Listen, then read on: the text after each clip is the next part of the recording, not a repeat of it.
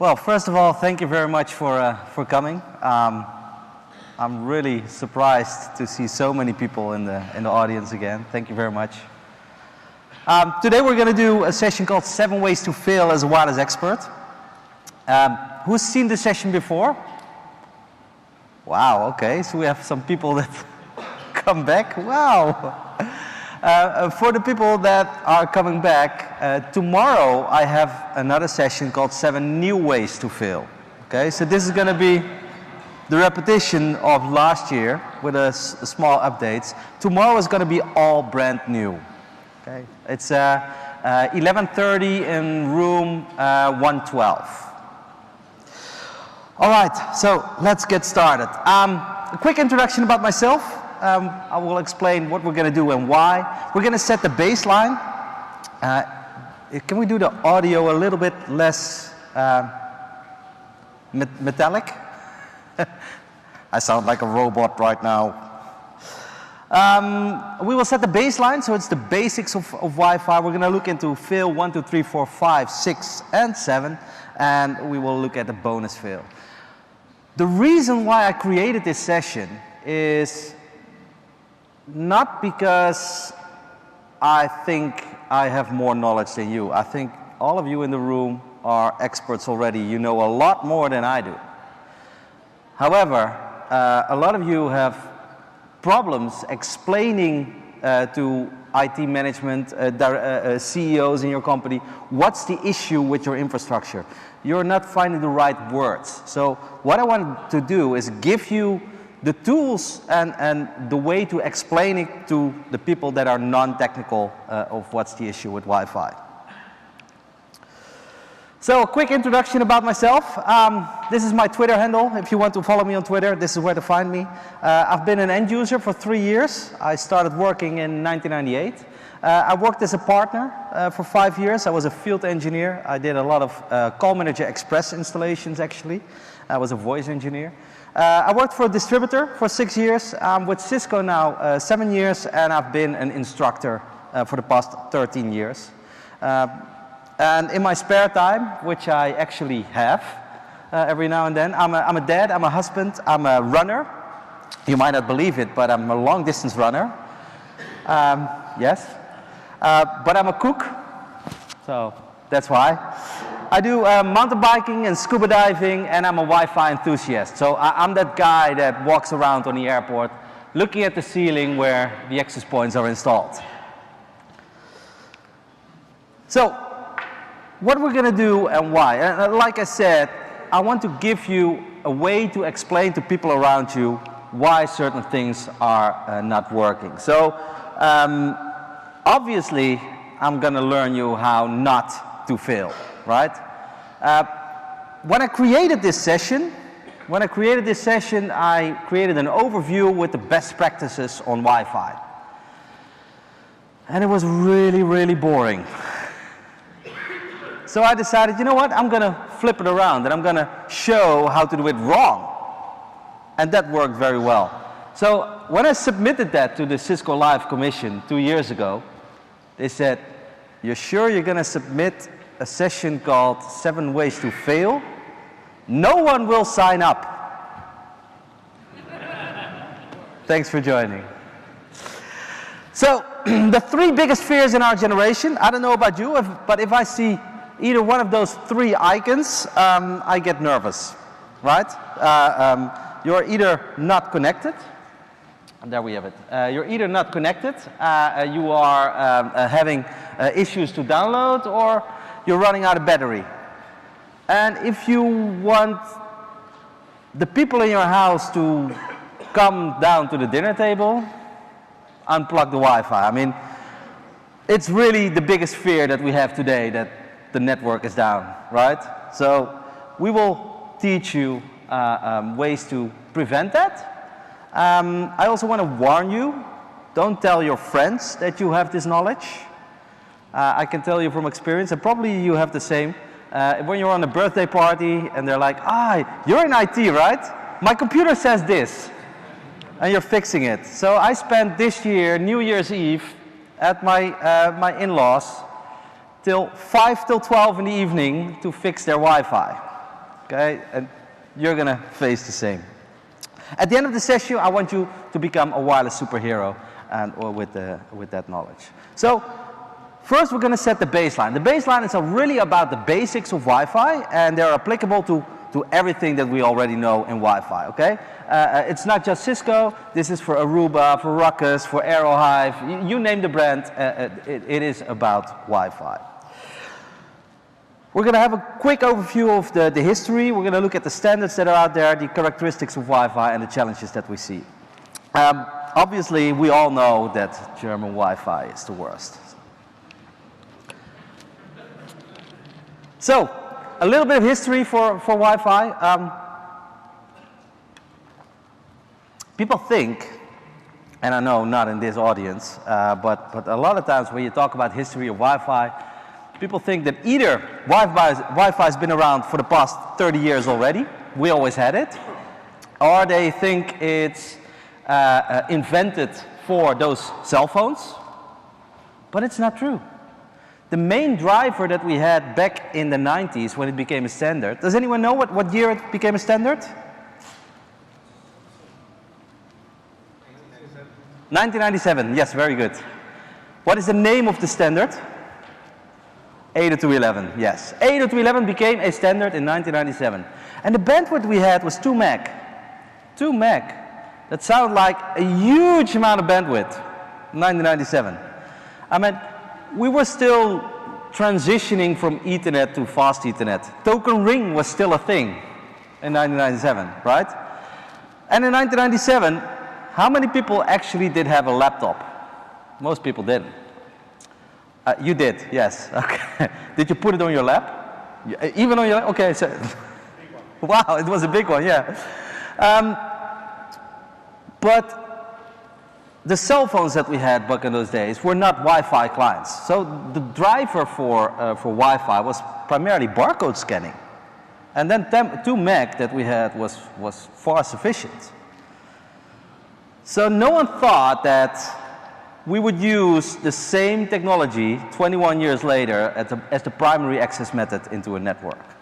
So to better understand that, I want you to think of a company with 100 employees, okay? So keep in mind a company with 100 employees. You have it? Yeah? All right. So we're going to look at the number of Wi-Fi clients on that infrastructure in a company with 100 employees.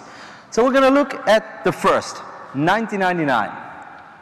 It became a standard in 1997, right? In 1999, we had 802.11a and b. In a 100 employee company, how many devices would be on the Wi-Fi? Well, first of all, if the company had Wi-Fi, most companies didn't. If they had Wi-Fi, it was typically a direct internet connection plugged into an access point in one area of the building. That was the Wi-Fi. So if they had it, there would be 1, maybe 2 devices on the network. The vast majority of employees in a company back in 1999 had a desktop machine. They didn't have laptops like you. And if they had laptops, they typically didn't have a card bus or a PCMCIe card. You would plug it in using a wire. What phone did we have in 99? Nokia, right? Everyone had a Nokia. Was it a Wi-Fi client? No. Then shifting forward to 2005. In the time frame, let me see, there we go. In the time frame 99 to 2005, Intel came with the Intel Centrino chip. And thanks to the Intel Centrino chip, from that moment on, a laptop would have onboard Wi-Fi. And the second thing that happened in the time frame 99 to 2005 is G came to market, 802.11g. And if you would change your desktop machine, you probably would, well, there would be a bigger possibility you would get a laptop. If you look at 100 employees, there would be, let's say, 10 laptops in the organization. What cell phone did we have in 2005? It was still Nokia. And the second brand that was coming up was BlackBerry, right? Then a big shift happened in 2007. And the big shift was, it doesn't work here, there we go. The big shift was the introduction of 802.11n. 802.11n giving us a higher speed and a longer range on both 2.4 and the 5 gigahertz band. And the second thing that happened was the introduction of 802.11i, what you and I know as WPA2 security. So from that moment on, Wi-Fi actually became secure. So you see that a lot of companies didn't have Wi-Fi in their business, and if they had Wi-Fi, it was only a hotspot function, right? It was only a hotspot. But from 2007 on, more and more companies said to their IT supplier, please design me a wireless infrastructure. And they asked them to design that infrastructure for coverage. How can I cover the entire building with at least access points as possible? Why? Because it's cheaper. So they said it has to be a infrastructure based on the latest standard, 802.11n, but hey, we want it cheap. So all the IT customers implemented 802.11n single radio access points, right? They were on 2.4 gigahertz. And it worked fluently. You had your entire business covered, but there were only 25 clients on that infrastructure. In 2007, we were still using our Nokia E71 phones, right? And our Motorola Sharp, the Motorola Razr, and the BlackBerry phones. More and more people were having laptops, but everyone would put them in the docking station that was wired. So on 100 employees, there were still only 25 clients on the infrastructure. And when you would design that infrastructure for coverage on 802.11n with 2.4 gigahertz, it worked perfectly. Not a problem at all. And then iPhone came to market. It was first the iPhone 1 in 2007 wasn't a big success. Not at all. But in 2009, when the iPhone 3G came, it boomed the market. From that moment on, we had Samsung, we had HTC, and all of them became Wi-Fi clients. And this same 100-employee company, all of a sudden, we had 150 devices on the infrastructure. Keep in mind that this infrastructure was designed in this time frame, when there were only 25 clients. Now, all of a sudden, we have 150 clients asking for airtime. That was a big impact. And then in 2010, when the iPad came, you really saw the business ramping up. That was the moment when all the industries, all customers started asking about solid Wi-Fi throughout the building. We saw a new terminology come up. BYOD, bring your own device. That was in 2010 introduced.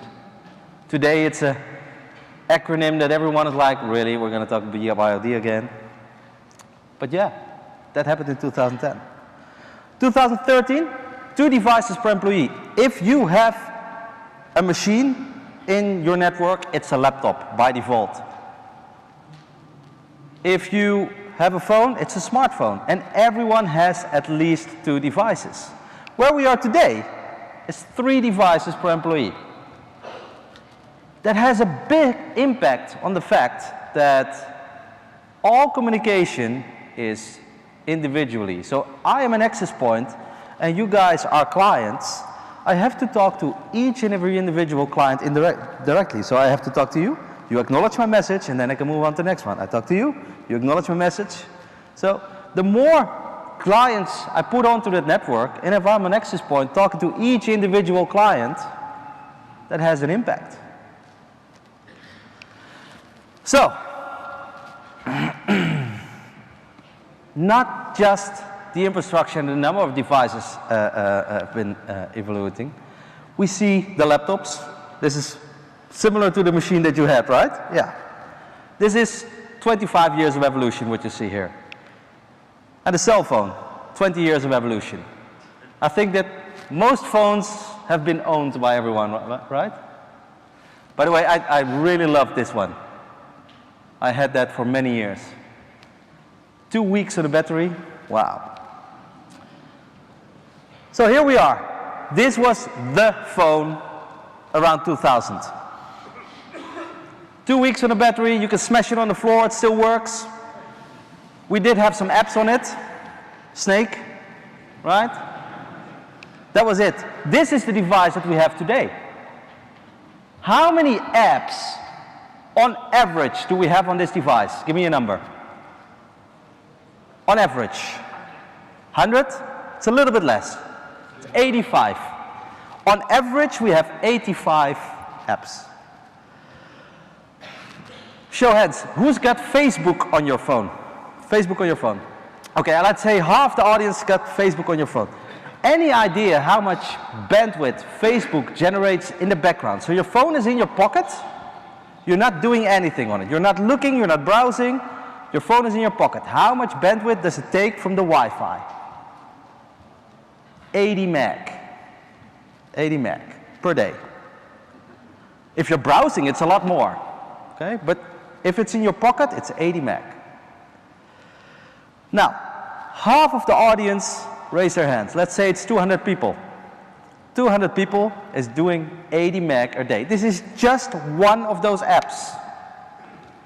And like I told you, I'm an access point and you guys are clients, right?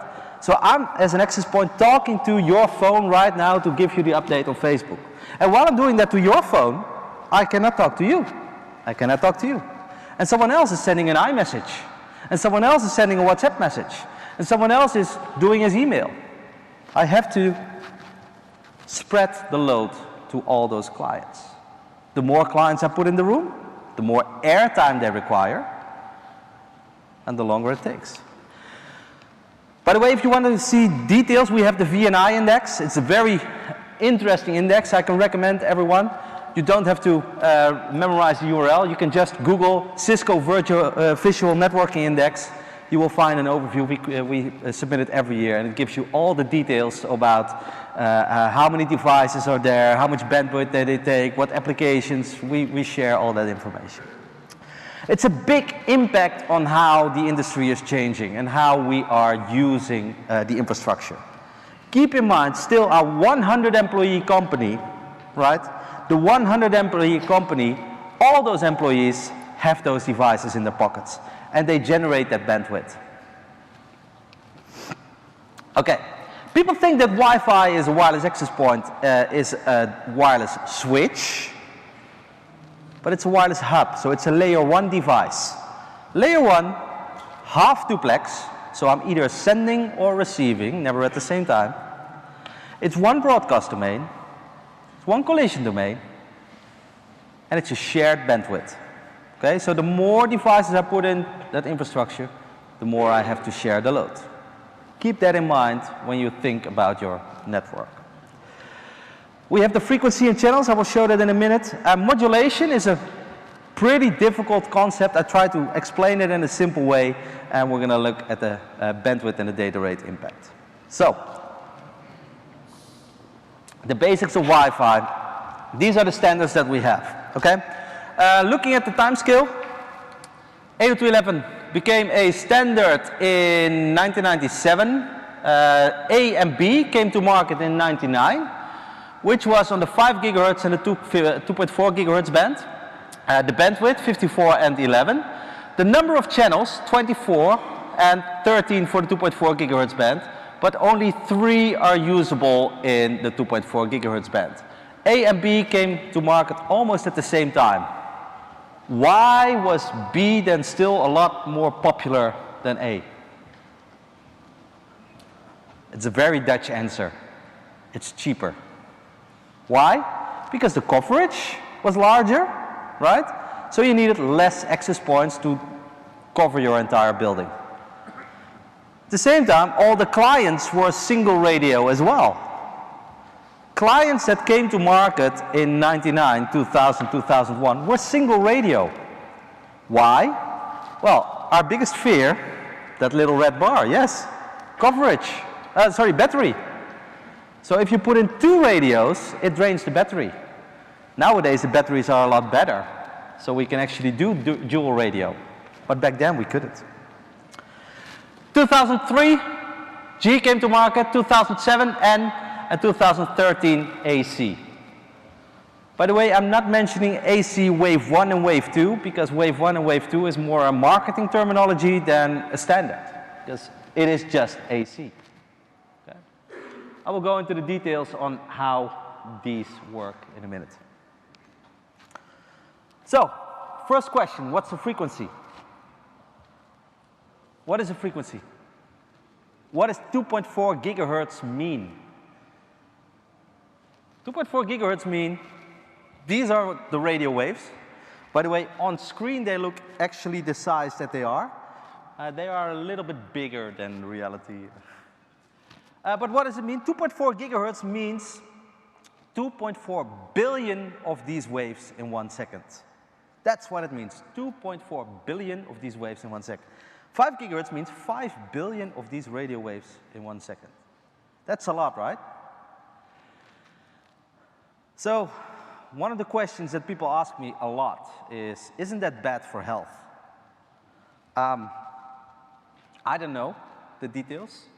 I did hear some rumors that if you spend a lot of time in Wi-Fi, you lose your hair.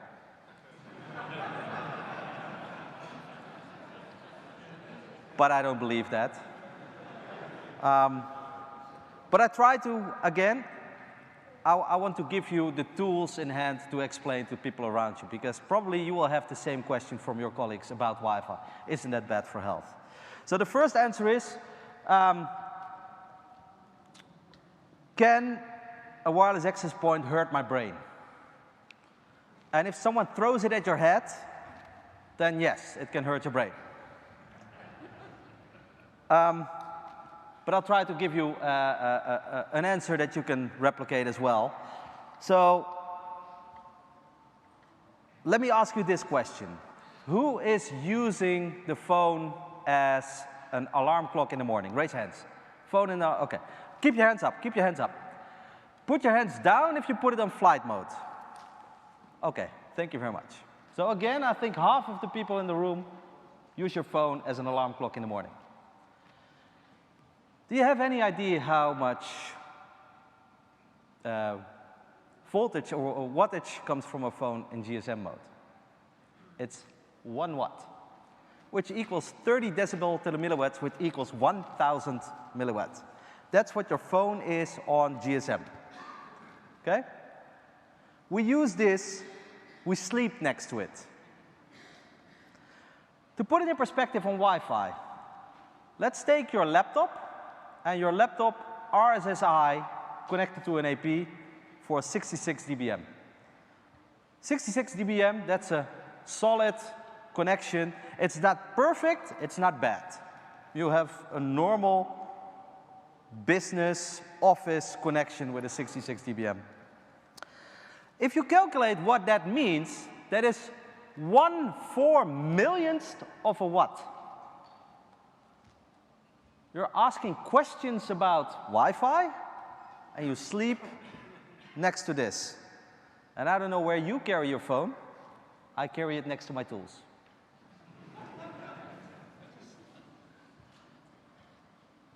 Is it an answer on, is it good or bad for health? No. But if you are worried about radio waves, I would be more worried about that than about the Wi-Fi. Okay? By the way, we do have a detailed report on the Wi-Fi testing. So if you want to have that report, you can reach out and we can send it to you. But this is to put it in perspective. So another thing that you saw about Wi-Fi, there are only 3 channels that are non-overlapping in 2.4. So you've seen in 2.4 we have 13 channels available. In the US it's 11, in Japan it's 14. Europe we have 13 channels available. And all 13 channels overlap. However, there is 3 channels that do not overlap with each other. That's the key word. Now, to better understand that, I will show you my radio in my car. I have this radio in my car. No. But I try to explain it through the concept of a radio, a car radio. So let's go to the radio in your car, and you will have 13 radio channels in your car. Okay? 13 channels. Now, each channel is broadcasting its own individual radio station. All 13 channels overlap with each other. So let's say in this case you're tuning into channel 7. Do you hear channel 7? No. You also hear channel 5, 6, 8, and 9. So, how nice do you think is this radio station that you're listening to? You're listening to 5 radio stations at the same time. One of them you hear pretty okay, but you hear 4 that are interfering. Is it nice? No. Probably you're going to turn off the radio within 20 seconds, right? So we agreed as Wi-Fi specialists that in this concept of the radio car with the 13 channels, we're only going to use channel 1, 6, and 11 because those are the only channels that do not overlap. So even though you do have 13 channels, we only use 1, 6, and 11. So if you then tune into channel 6, you actually hear channel 6 and nothing else. Okay? This goes for all the Wi-Fi access points for all the brands, including your home. Okay? So the first thing that I want to ask you, when you come back home, log into your access point and see if you're on 1, 6, and 11. 1, 6, or 11. If you're not, change it. You can do a channel planning, by the way, with your neighbors. Yes, I did that at the barbecue we had in the neighborhood. I discussed them why we should do this, and honestly, they were happy with it. Right. So in 5 gigahertz, it's a lot better.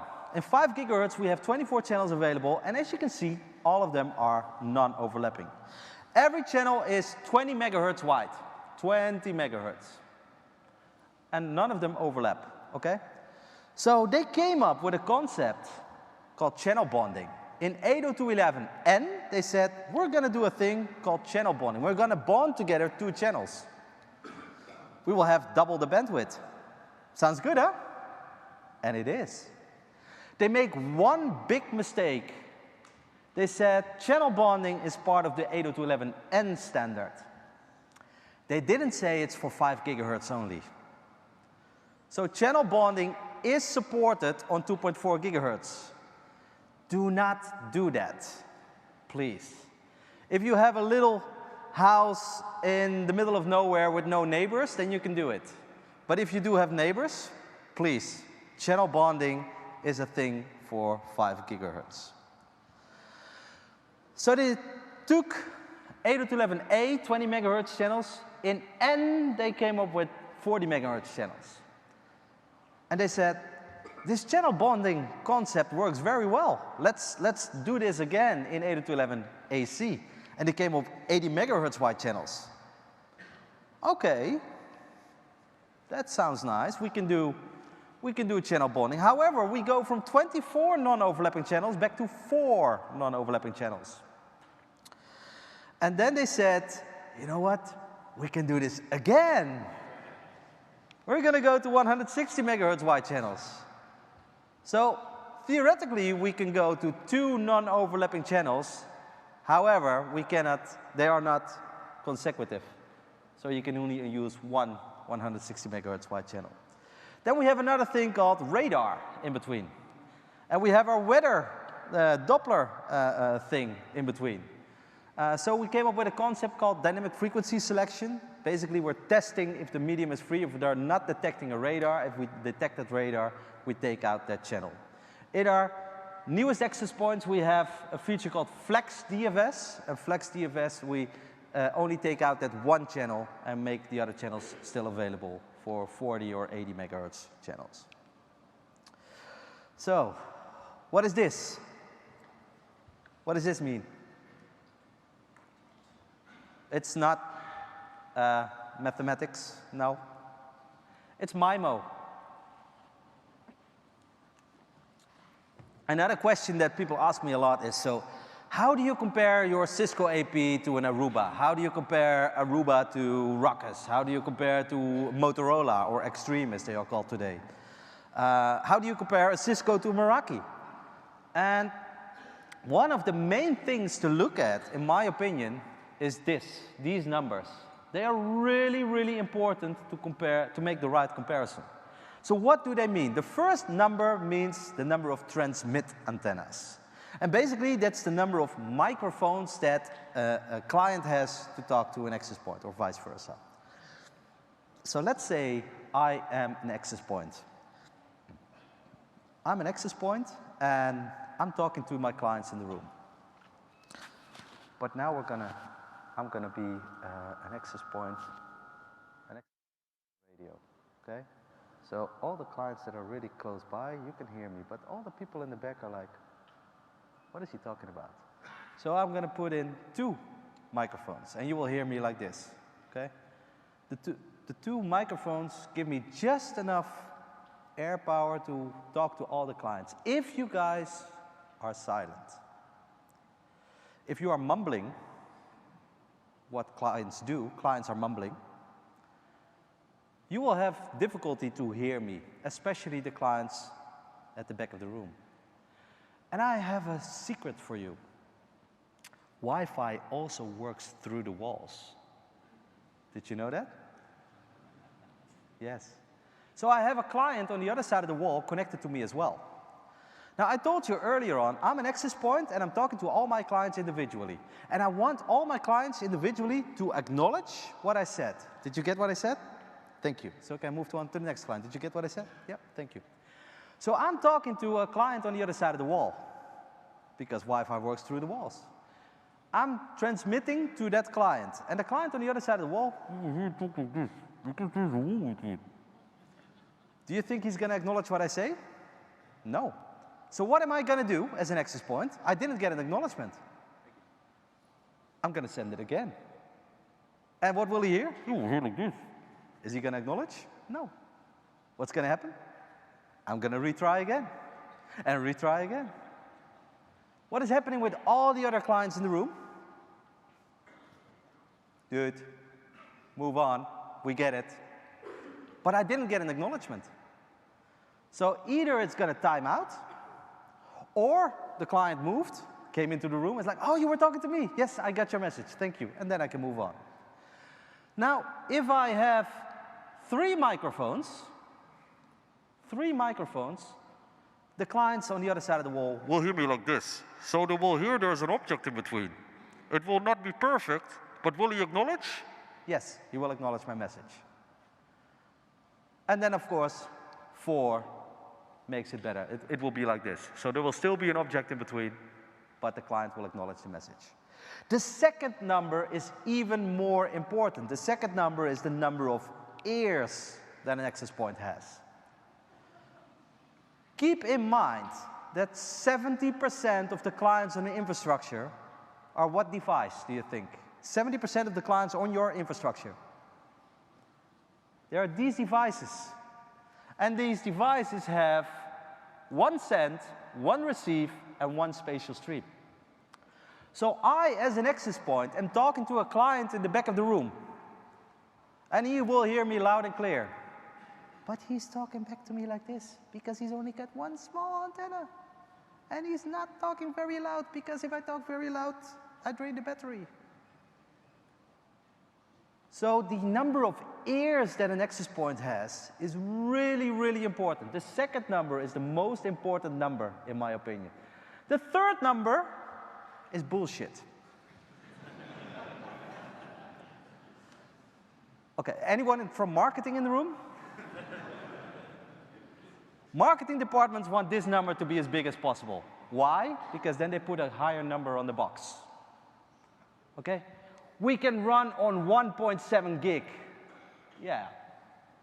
How many clients are on the market with 4 spatial streams? 0. Yeah. So, marketing departments want this number to be as big as possible. So if you look at 802.11n, for instance, with 40 megahertz wide channels, with 1 spatial stream, you can get to 150. With 4 spatial streams, we can get to 600 megabits per second. So an 802.11n access point can run on 600 megabits per second. How many clients are there that are 4 spatial streams? 0.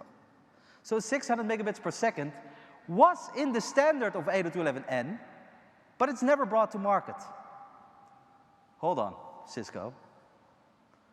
I have our Cisco 2600s in our office, and they're 802.11n, and it says in the datasheet 900 megabits per second. Yes, that's marketing. We put 450 on 2.4, 450 on 5 gigahertz, put together you get 900 megabits per second. They're advertising the same way nowadays with AC access points. An AC access point with 1.750. How did they do that? 1.3 gig on AC, on 5 gigahertz, plus 450 on 2.4, put together 1.7. It's not Cisco who's doing this. This is doing in all the wireless vendors. This is the way they advertise the bandwidth. So, the higher number in the spatial streams, the higher number they put here. 70% of the clients on your infrastructure are 1 spatial stream. And I do have argues with people that tell me, no, but we're going to get to 2 spatial streams. Yes, and your battery will go down. Going back to our biggest fear is the little red bar here. So yes, there are some clients out there with 2 spatial streams. It's true. But you will not, these devices are not with 3. No. You will see that this number is not increasing because we want the battery to stay up and alive. And by the way, as a client on your phone, you do not really see the difference between 433 and 867. You really don't see that difference. Your WhatsApp message will not be sent any faster. If you have a laptop that is about 2 to 3 years old, you are probably on 2 spatial streams. And if you have a high-end new laptop, high-end, it's a more expensive range, they're on 3 spatial streams. The number of 4 spatial streams, still no clients out there. Okay. Bandwidth versus channel versus modulation. So you can see the wider the channel, okay, it will give you more bandwidth, more megabits per second, but the wider the channel, the shorter the range. So if you move to 80 megahertz, you will have a longer range. 40 megahertz, you will have again a longer range, and 20 megahertz, you will have the longest range. However, you will get less bandwidth. To better understand it, we go to a concept called modulation. Modulation is basically the fact that you are close to an access point, you have a high bandwidth. The further you're away, you have a lower bandwidth. To better understand that, I took, in this case, an 802.11n series access point with 2 spatial streams, 20 megahertz wide channels, and a 400 millisecond guard interval. When you are close to the AP, you will have media coding scheme 15, giving you 144 megabits per second. And when I'm moving away from the AP, I will have a lower media coding scheme and basically have a lower bandwidth. So we go from 64 QAM to 16 QAM to quadruple polar shift keying. So basically, we change the modulation scheme. To better understand this, I take you to a game called darts. You guys watch darts? So, I use darts because apparently I look like a darter. I'm not sure if that's something to be proud of, but... this is, by the way, Michael van Gerwen, another Dutch guy. So, Michael van Gerwen, he's throwing his dart. He is a client throwing a message at an access point. The access point in this case is a 256 QAM, there we go, 256 QAM constellation. And in order to throw his message, he only needs to throw one dart. While he's throwing the dart, everyone in the room needs to be silent. Otherwise, he can't concentrate and he will miss the board. What will happen if he missed the board? He doesn't get an acknowledgement, so he will send it again. So he can only hit this dartboard if he is very close to the dartboard. I mean, if he's far away from it, he will never hit exactly that point. Okay? So let's say he threw 3 darts and he missed. The dartboard will say, you know what? I know I'm too difficult for you right now. Let me make it easier. Let me move to a different constellation. I now go to 64 QAM.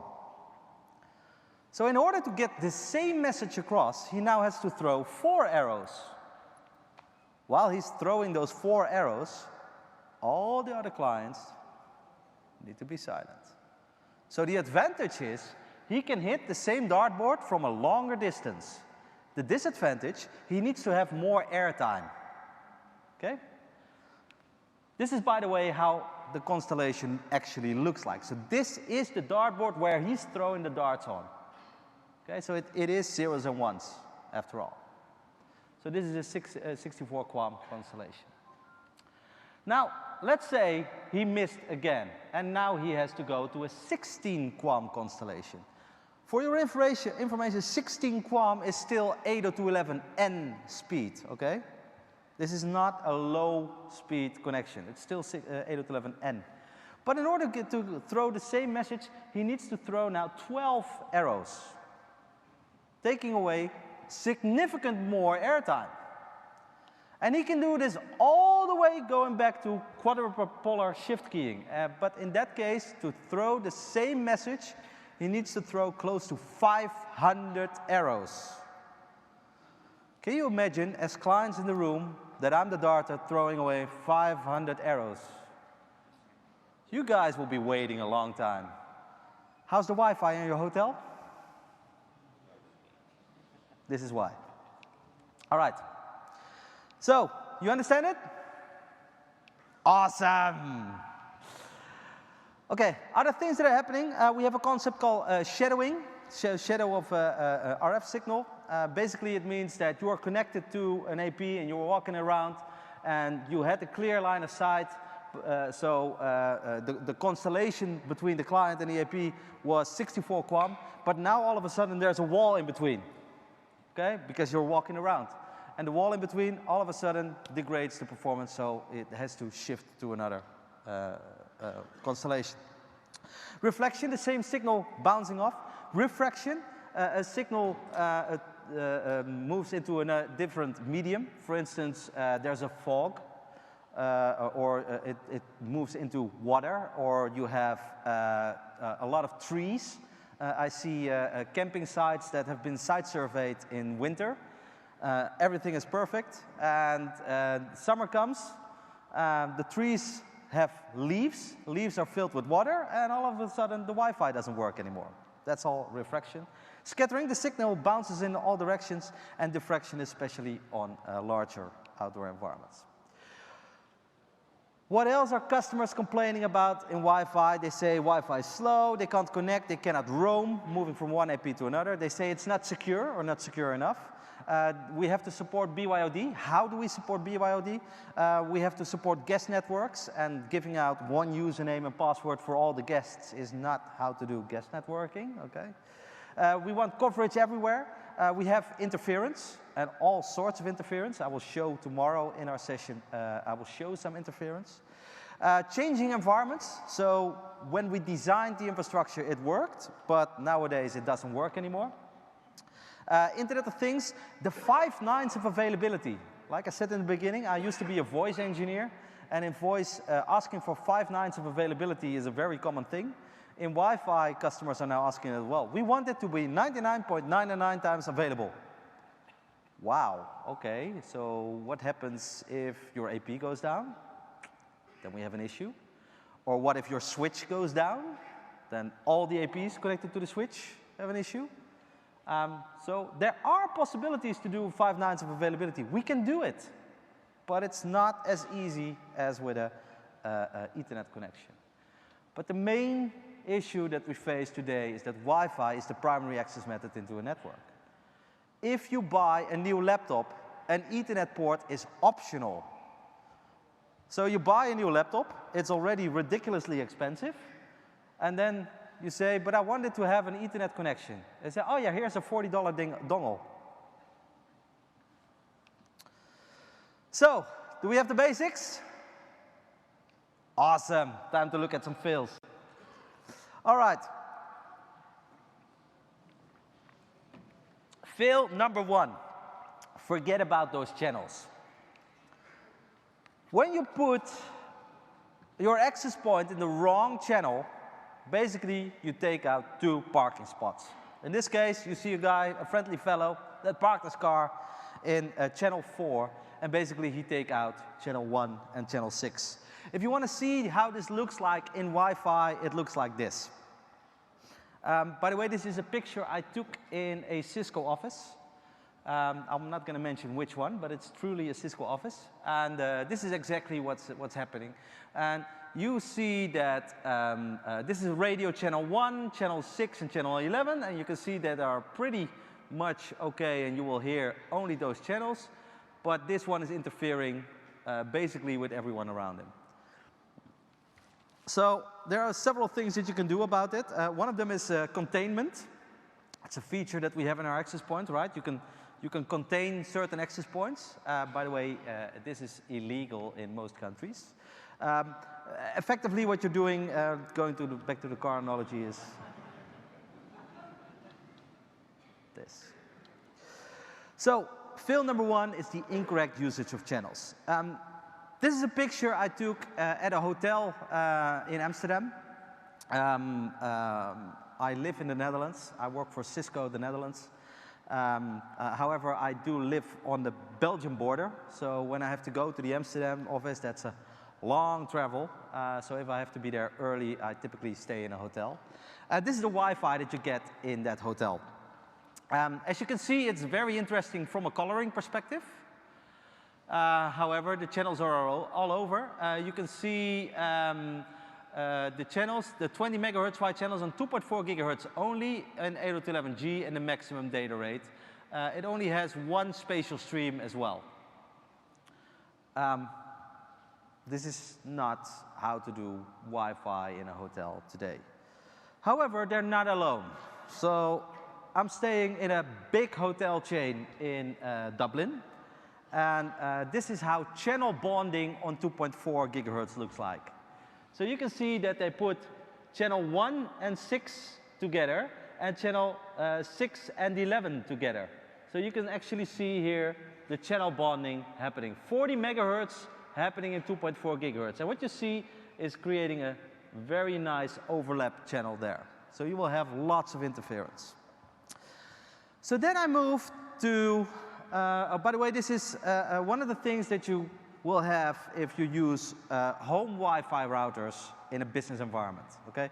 Business Wi-Fi routers do not support channel bonding in 2.4 gigahertz. Not the Ruckus, not the Aruba, not the Aerohive, not the Cisco. None of them support channel bonding in 2.4. However, home routers do. Why? So they can put a bigger number on the box. That's why. So I moved to San Francisco, and this is the Wi-Fi that I get in the hotel where I'm staying. This is in Silicon Valley. It's in a big hotel chain. This is the Wi-Fi. So what you see here, 68 APs. All those APs, and this is the 5 gigahertz band. Nothing in 5 gigahertz, everything in 2.4.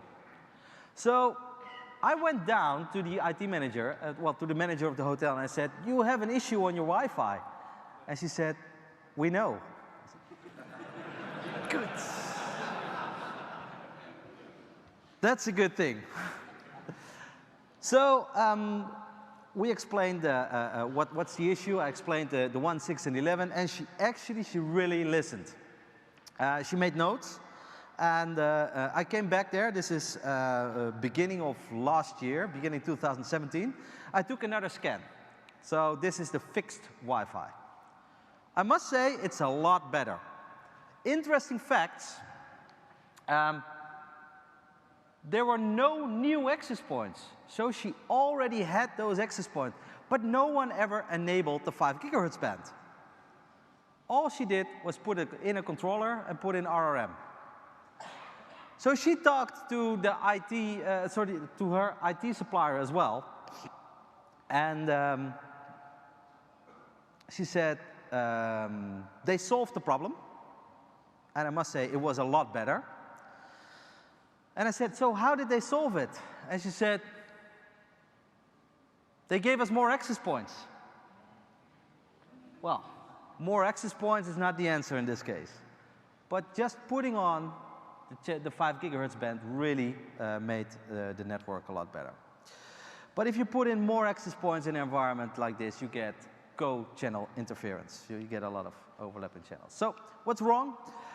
When you look at how Wi-Fi works, we have in this case an access point with 5 clients. And if I have one of those clients that says, I want to transmit data, he's doing a clear channel assessment. So basically he's raising the hand and says, I want to transmit data on the network. Then he will talk to the infrastructure and say, I'm going to transmit for 570 milliseconds. Basically you're setting the timers for the other clients around you. Then the other clients will say, okay, for 570 milliseconds, I'm going to shut up. Then he will transmit the data and the access point will acknowledge it. And then they can move on. In 2.4 gigahertz, we have to do the channel reuse, but you only have channel 1, 6, and 11. In 5 gigahertz, we have a lot more channels to reuse. So basically, if you want to do this, the channel reuse at the edge of the cell should be minus 67 dBm. There should be 86 dBm from the one edge of the cell to the center of the other cell on the same frequency. And there should be minus 67 dBm to the edge of the cell again. So with this, you have a voice-ready network on 2.4 gigahertz. However, nowadays, you would do this on 5 gigahertz. On 5 gigahertz, planning is a lot easier. In this case, we took 40 megahertz wide channels, as you can see. And you can see that the channel reuse scheme is a lot better. Yes, if you're going to move to 80 megahertz wide channels, it's going to be a lot more difficult again. So the best practices for channeling: only use 1, 6, and 11 on 2.4. If you have a voice, well, basically the advice is always use 5 gigahertz as much as possible. But if you have voice environments, voice phones, use the 8 lower channels for voice, because some of the phones do not support the UNI2 and UNI3 bands. Enable DCA, dynamic channel assignment. Enable dynamic bandwidth selection. Basically, that means the flexible DFS, where the access point will listen and see if DFS is being used and if you can use the higher bandwidths. Use RRM, and do not use maximum power. With that, we go to fail number 2, maximum power. I use maximum power because I only have 1 access point. I use it because then I need less access points. I'm designing for coverage. This one is a favorite. I did a site survey, and the tool says all green. OK. And then, of course, it's the default. With some vendors, the access point, the maximum power is the default. Using APs on maximum power, Jason Hintersteiner said it best. Jason Hintersteiner now works for Engenius. But he said, setting transmission power is like drinking scotch. The right amount is great, but more does not mean better, and too much will make you sick. Thank you, Jason. So putting your APs on maximum power is not a good idea. When I listen to music, I do not put it on maximum volume. Why? Because it's not good for the way the signal moves. The sound of your music on maximum volume is not good. You would not do that, and the same goes for your access point. If you do that, maximum power equals 100 milliwatts. You will get a lot of co-channel interference. Keep in mind that the clients are not maximum power, so typically these devices are 14 dBm. 14 dBm means 25 milliwatts. And you will have reduced fault tolerance. Why? I'll explain in a minute. So here we have a client connected to an AP. Now, this client is moving in the building and comes to a point where he will have 4 APs nearby that will have a similar RSSI. So if this client is going to be trying to connect to those other access points, he's going to go through the 4-way handshake, and he will authenticate and associate with all those access points. And he will connect to you as an access point, and then he will move to that one, and he's not really sure if that one is not better, or should I do it there? And he will move like this, and if you're going to do this for 2 hours, your battery will be dead. You can imagine. If you've been to a venue where there's lots of booths, a trade show. Have you noticed when you have your phone in your pocket that at that trade show your phone gets really warm? Have you ever noticed? Yeah? This is why. Your phone is trying to authenticate and associate to all those access points. And he really doesn't know which one to ignore and which one to connect to. So he's trying all of them. And he's going to do that for a lot of time. And that's why it gets really warm and your battery dies in 1.5 to 2 hours. So, another issue that we have is the near-far problem. We will have a client connected to an access point. And in this case, you will see that the client will have 2 bars on the Wi-Fi. It will show, hey, I am connected.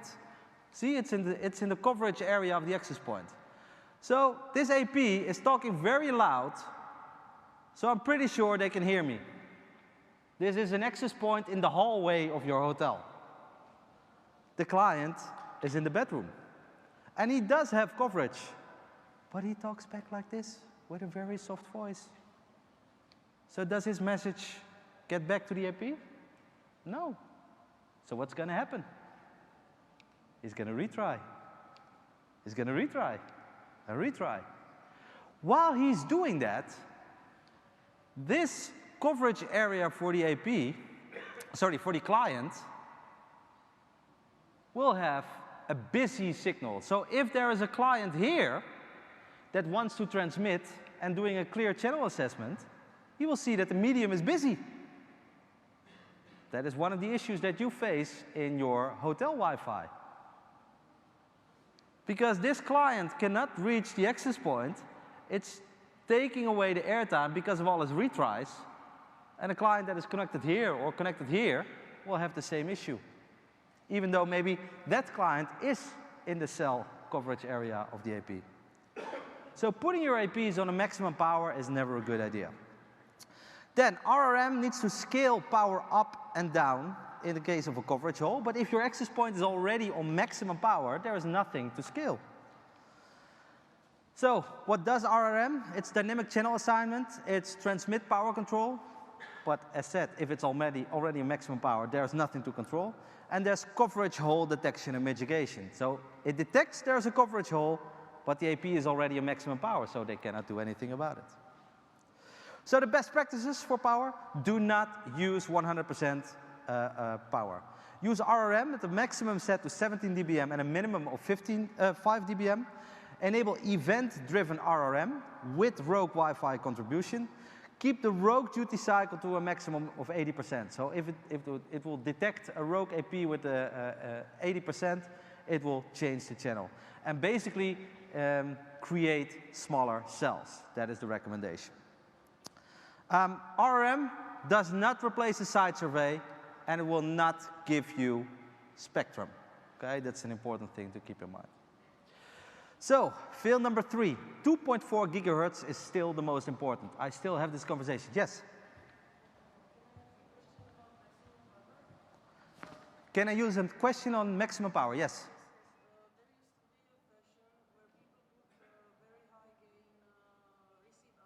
Yes. Is this a potential solution to mitigate? Okay. So there's a session or a recommendation. You're asking about what if you put a high gain antenna on an access point, right? A high gain antenna. Is that a solution to the problem? The answer is no. The reason for that, with a high gain antenna, you create a larger coverage area, but that is downstream, okay? So the access point, still talking back to the client, is having issue to reach the AP. So the answer is no. I would not recommend to use large, high-gain antennas, especially not in an indoor environment. In an outdoor environment, it can be different. Yes? So 2.4 gigahertz is still the most important. Plain and simple, no. Okay? I still have conversations with customers, and they say, we primarily design for 2.4 gigahertz, and really, that is not how to do it. Some people will go as far and say 2.4 gigahertz, it's dead. It died in 2015. I really disagree on that. There are still 2.4 gigahertz clients out there, and especially with the new standards coming up, like 802.11ax, we're going to embrace 2.4 gigahertz again. So saying it's dead, it's definitely not the case. However, today you would design for 5 gigahertz. So only designing for 2.4 gigahertz is not how to do it. All access points nowadays are dual radio. Dual radio means they will support 2.4. There's a feature called band steering or band select. Some vendors call it band steering, some vendors call it band select. And basically what it does, it will push clients to the 5 gigahertz band. Well, honestly, it doesn't push a client. It will promote 5 gigahertz first, and if the client doesn't pick up the invitation to 5 gigahertz, then it will give a 2.4 gigahertz definitely. All the developments are on the 5 gigahertz band and not on 2.4 because there's just not enough channels and too much interference. So, with that, I want every one of you to participate in this activity. I want you to raise your right hand with me. Thank you. And please say with me, I am a specialist, I know my stuff. Come on, I'm a specialist, I know my stuff. And as a specialist, I pledge, I will no longer buy or sell 2.4 gigahertz single radio devices or access points. Thank you.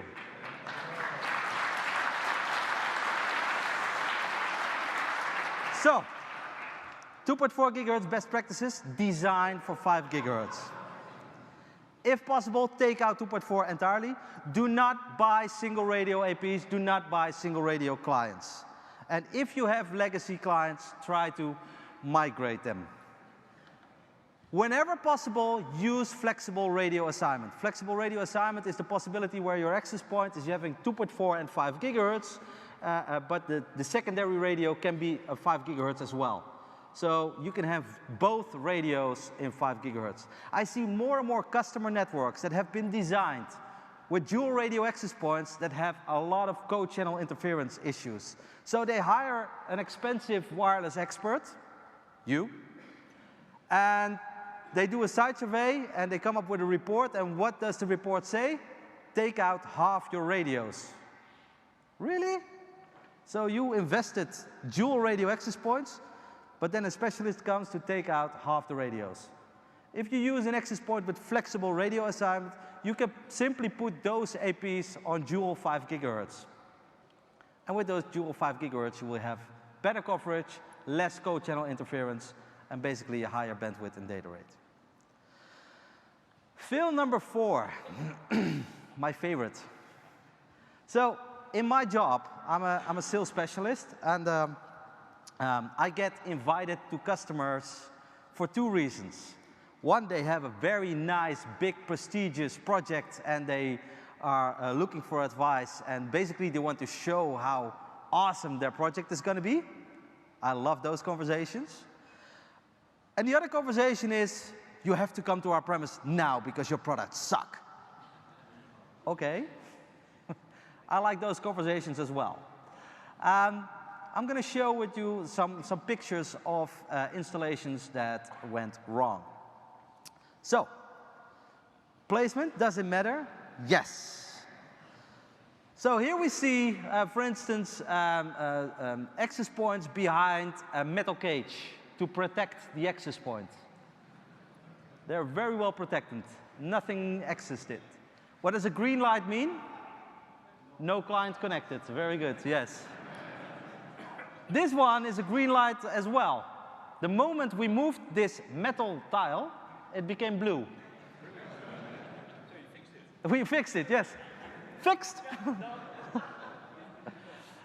So yeah, placing your access points wrong is really an issue. Some examples from one of my customers. By the way, my customer, he knows I'm using those pictures. He's a big manufacturer in France, and he invited me to his plant. And he was never on site. He was never on site for this particular area. He had many complaints from his IT staff and his people that the Wi-Fi really was bad, and we were having this conversation, and he said, please join me on a site visit. So I joined him, and he knows I'm using these pictures as long as I don't mention his name. So the wireless access points come with an installation kit, right? Does this installation kit mean duct tape? The answer is no. So this is a wireless access point that they installed on metal pipes, and it's a manufacturing environment, and lots of manufacturing environments generate dust, right? And dust and duct tape are not the best friends. So at a certain point they come loose, and then you get pictures like this. So you see here an access point hanging on a wire. And then you see a different series of access points that they installed wall mount on a metal wire in a close distance of about 2 meters. And this is an access point that should be installed on the ceiling, and they put it like this. So there's basically 4 errors in one picture. So then he took me to the manufacturing hall where he said this is a manufacturing hall. It was about a little bit bigger than this room. And he said there are 2 access points installed in that room. They should be able to provide full coverage in that area. And I'm like, yeah, you're right. 2 access points should be sufficient to cover an area like this. So we walked into that hall, and we found the first access point. It was in the corner. In the corner, right above the metal pipe. So let's say it was there, right above the metal pipe. And it didn't provide enough coverage in the area. I can understand that. But he said, but there should be another one. And it took us a while to look around and find it, and we found it. So it was in the middle, on a metal wire, upside down. It's not really the access point that's causing the problem here. So he said, you're absolutely right. It's not the access points. It's the installation. So what's wrong? There are 2 different types of access points. There's the access points for carpeted antennas and for ruggedized environments. And ruggedized environments are the ones with external antennas. And they are designed for installing on the ceiling. It is important to realize that you install that the right way. Okay? It has to do with the polarization of the antenna. Now, access points that have been properly installed. This is in the London subway. London subway is a very difficult, harsh environment. But look at how the antennas are installed. The antennas are pointing down. This is how to do it. This is the airport in Austria. This is, again, how to do it. It's a metal wire where they installed it on, but there's a wooden plate behind the access points. So any signal bouncing off the antenna is absorbed by the wooden plate. Okay, so this is how to properly install it. Not so well done. Apparently, our access points, I know a lot of the features that we have. I don't know all of them. So I heard that one of them is stacking.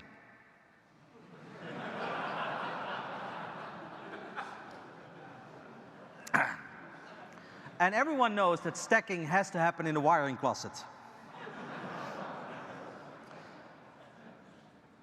And if you want to install your access point outdoor, you can buy an outdoor AP, but you can also do it the MacGyver way. Yeah, it works. No, seriously, if you want to install access points, look at how to use the antennas and where to put the antennas, putting antennas down and up. That's how we designed it. For the new ones, the 2800, 3800s, again, antennas up and down. You can see our access points here as well. If they have the antennas, you see them up and down. Does it matter? Yes. This is a coverage cell from the same access point with the antenna horizontal polarized and vertical polarized. And you see that the coverage area really makes a difference. So don't do it like this. You should use always one type of antenna. And if you want to cut costs, do not cut them on not buying the antenna. By the way, there is a full website called badfi.com, and you will find loads of those kind of pictures. So, best practices for placing: put your APs horizontal, below obstructions, minimal 1 meter away from obstructions, with only one type of antenna, 3 meters away from each other, not too high. So if you're going to go higher than 4 meters, you need to do special implementations. Do not put them behind a metal cage. There are lots of ways, like for instance, Oberon has got solutions to prevent those access points, but do not put them behind a metal cage. And use outdoor APs for outdoor coverage. All right. Film number 5 is about encryption and authentication. It's not giving enough attention to security. So I took this picture in one of the very large public service customers in Brussels. What surprised me is that they advertised the SSID and a username and a password. And what surprised me most is that I could just take a picture of it. They saw me take a picture of it, and they didn't stop me. That surprised me. So this is an interesting one to check for yourself as well. It's called wiggle.net. Wiggle.net, and it's collecting, in this case, 400 million unique Wi-Fi networks. You can go onto this website and type in your home address, and you will find all the Wi-Fi networks around your house. You will see how they're secured. All that information is there. It's very shocking to see how much data there is. What you see here is that let's say 61% of the Wi-Fi networks are right now on WPA2. That means that 1/3 of all the wireless infrastructures are not properly secured. For your information, this is the picture from last year. So we see that we went up from 228 million, and we went from 52% of the WPA2 network. So we see that WPA2 is increasing. Another interesting fact is here, you see really the inflection point of when Wi-Fi became popular. It really was 2010 when this started happening. About web encryption, I had a lot of questions about WPA2 encryption lately, and everyone knows that if you simply go to web encryption, you're not afraid of being cracked. This is a Kaspersky picture, and it tells you that in the US, you see that a lot of the networks are low or no security. We're pretty okay here in Europe, except for France and Portugal. But it shows that there are a lot of networks still not properly secured. So film number 5 is about not enough attention for encryption. Basically, in summary, we have to follow encryption methods, and I would recommend everyone to use WPA2 with AES and CCMP. Why would you not use TKIP? I will explain in a minute. So securing Wi-Fi. When we're securing Wi-Fi, you have to secure the infrastructure. That basically means that you make sure that the wireless LAN controller cannot be accessed. You have 802.1x port authentication. Basically, you're securing the infrastructure, and you make sure that no client can be, or no access point can be inserted into that infrastructure. You can secure the air. basically have wireless intrusion prevention and clean air. And then, of course, you have to secure the client, where you make sure that authentication and encryption is happening on the client level, and you use VPN software. There's a very good detailed session by Federico Silotto. I would recommend everyone to visit that session to have all the details about securing Wi-Fi. So, WPA2 is the bare minimum. With CCNP, do not use TKIP. The reason for that, not because TKIP is not secure, but the moment you enable TKIP, you degrade the performance to 54 megabits per second. So even though you have the fastest, highest grade access point, you degrade the performance. WPA2 personal is for personal, so it's really about the pre-shared key is for home use. Use 802.1x for enterprises. Use role-based access with ICE, and use wireless intrusion prevention to protect your RF environment. And then, of course, if you're on a public wireless infrastructure, please use a VPN. So, fail number 6, hype versus reality. I want you to realize what is marketing and what's the truth. The reason for that, if you have certain expectations of products and you feel yourself being king of the world, and in reality, it's a little bit different, you're disappointed in what's there. So I want you to understand what is real and what is marketing. So we all want those big shiny numbers, right? So let's have a quick look at how this starts. So there's the IEEE. The IEEE comes out with the standards. Then there's the Wi-Fi Alliance that makes sure there's interoperability between the two of them. And then there's the different vendors that have their own unique selling points. Obviously, Cisco is my favorite one. The IEEE publishes the very technical documents. Wi-Fi Alliance makes sure that if you use an AP from one vendor and a client from another vendor, they work together. And then, of course, the vendors have their own differentiated features. So let's have a look at 802.11ac. It's there, wireless gigabit, and I'm so excited! But in order to get to the speed of 1.3 gig, it really makes we need those advanced features. So in order to get to 1.3 gig, we need to have 80 megahertz wide channels. We need to have the 256 QAM constellation, and basically all those features like clean air, client link, and all those HDX features really start to matter. Basically, you need to be close to the dartboard, right? You need to be close to the dartboard, and there should be no interference, no clients around you that take you out of your concentration. That's basically what we need. So then we have wave 2.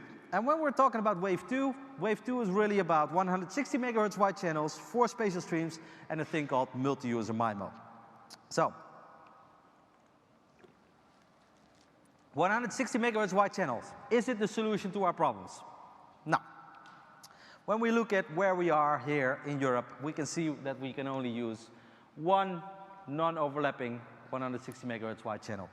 Is this number increasing? Yes, we're working very hard on it, but it's not so easy as it is in the US. In the US, there's one organization called the FCC, and the FCC says, we're going to do it this way. These are the channels. In Europe, we have the Spanish, we have the Italian, we have the English, the Belgian, the Dutch, the German, and they have to agree on how we do this. That's not so easy, okay? So we're working a lot on getting more channels available on 5 gigahertz band, but that's not the case yet. So looking at the actual data rate that we can get, the 80 megahertz wide channels with 64 QAM, we get to 980. We get to 1.3 gig in AC. To get to the very high numbers, we need to have the 160 megahertz. But then you can see the 6.9 that's been mentioned in the slides about the maximum standard in 802.11ac. But in order to get there, we need to have 8 spatial streams. So that is where the 6.9 gig comes from. But the standard says it's there, yes. And there will be, in future, infrastructure devices that make it possible, but not on a client perspective. Multi-user MIMO. Up till now, it's been single-user MIMO. I talk to you, and you acknowledge my message, and then I move to the next one. Talk to you, That's single-user MIMO. Multi-user MIMO means that I can talk to 3 clients at the same time. However, it's downstream only, okay? So the upstream communication is still single-user MIMO. By the way, in 802.11ax, the standard that's coming in the future, near future, that will be multi-user MIMO up and down. However, how many clients are there today that support multi-user MIMO? 1, yes. I do believe that multi-user MIMO is a feature that's going to be beneficial to all of us in the near future. So it is something to keep in mind. However, it's not of very common use today. So 802.11ac Wave 2, what to do? Wave 2 adds 3 main features: 4 spatial streams, multi-user MIMO, 160 megahertz channels. And what I want to emphasize to you is that Wave 2 will give you these advantages. So the higher data rate, wider channels, simultaneous data delivery, and basically because you have faster transmission, you have a better battery life. However, our 2800 and 3800 access points add high density features like the flexible radio assignment, clean air, application visibility control, flexible DFS, mGig, improved client link, location optimized roaming, fast lane for integration with Apple devices. And what I want to emphasize to you is look at the features from HDX, the high density experience. They are far more important than just the application visibility and control. Than the Wave 2 features. So the overview of the access points, we have them in the world of solutions where you can see all of them, including the sensor. Best practices for high versus reality. Simply look at the advanced features in HDX and use the access point that fits your need. Okay, so don't bite yourself into Wave 2. Look at beyond Wave 2, and especially nowadays with software-defined access and assurance. Fail number 7. Of course I did a site survey. So a conversation that I have with a lot of customers is, yes, of course I did a site survey. And when you ask them what they did, they had their phone connected to the Wi-Fi and were looking at how big is the coverage cell from their phone. That's not a site survey. So there are different types of site surveying. Predictive, pre-deployment, post-deployment, and periodic. And basically you're answering different kind of questions. So how many APs are there? How does the RF world look like? And does it actually work? So different types of connectivity, you answer different survey. You survey for interference. You do a passive survey. You do an active survey where you just walk around connected to one AP. And you look at the performance testing. So for Wi-Fi, we created the survey happiness scale. The happiness scale is based on Jim Carrey. You guys know Jim Carrey? So with no survey, Jim Carrey is very unhappy. With a post-deployment validation, he's happy. With predictive and AP on a stick, he's very happy. We used to create this happiness scale with Paris Hilton, but it didn't work out because it was never really clear if she was happy or not. So another question that we get a lot is how fast can you walk? With one adapter you can walk slow, with 2 you have to walk fast. And if you want to do a quick survey for a large area, it's better to use things like a Segway where you can actually do a lot of stuff at the same time. Make sure that you survey and know what's there. So if you think it's a drywall but there's a brick in between, then you will have an issue because the damping is a lot bigger. And people forget the most important place where they need Wi-Fi, and that is actually the restroom, which is the most common place where people use Wi-Fi. There's been a survey around that, yes. Predictive survey is not a site survey, it's a design, and you cannot see interference. In a predictive survey, we've had a situation with a design company where the aquarium was not on the plan and the Wi-Fi didn't work. Why? Absorption of the signal. Okay. So an active survey, you can do a connected AP on a stick. These are do-it-yourself active on a stick. This is a survey kit that you can buy. By the way, if you are going to check this in at the airport, you have to call them up front, otherwise you have an issue. So, some common practices on surveying. Basically, put your survey channels only on the channels that you will use. So 1, 6, and 11, and put them on, in this case, faster speed. So put them in 105 milliseconds. Otherwise, you will have a lot of delay. So you have to work on both sides of a building. In this case, it's a warehouse, and you walk on both areas. If not, you will not have a proper coverage cell. Interference, I'm going to show tomorrow in the session in detail how the interference actually looked like. We can do a spectrum analysis, so basically you're looking at what's going on in the spectrum. You can use air magnet for that. You can use a channelizer by MetaGeek. You can use your clean air access points to do that. There are wireless troubleshooting tools like the RPCAP card to capture packets. You can use Wireshark. Everyone loves Wireshark. And if you have a Mac, you can install a tool called AirTool by Adrian Granados, and you can actually capture packets right away from the air. So the best practices on Wi-Fi, basically, you need to do all surveys, and a survey is really, really important. And please keep in mind spectrum. All right, I'm really rushing through the last minutes. I'm sorry for that. But we're almost there. You're almost a wireless superhero.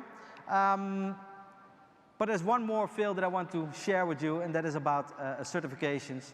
Get yourself certified, okay? Wi-Fi is a specialty, and we really need those specialists. So start reading about 802.11. There are very good blogs, independent blogs, blogs by Wi-Fi specialists that work for certain vendors. Please start reading about it, because they're really, really nice to read. Fun community as well, the wireless industry community, because we really need those wireless specialists, okay? We are now coming into the area where Wi-Fi is so important. So get yourself certified. For Cisco, there's CCNA, CCNP, and CCIE. If you want to become a vendor independent, there's CWMP. I created for you the 7 ways to fail checklist. So you can reach out to me on Twitter or email, or find me on LinkedIn and get the 7 ways to fail checklist. I did a little bit of rebranding, because tomorrow we're going to have 7 new ways. So I now did a rebranding. It's called Famous 14. So I have an overview with all the 14 fails. So, sorry that I had to rush those last minutes. You've learned 7 things when you are an expert, and 7 things when you hire an expert. But if you look, keep in mind that hiring a professional is still cheaper than hiring an amateur. But if you search very well, there's always someone willing to do it cheaper. Thank you very much.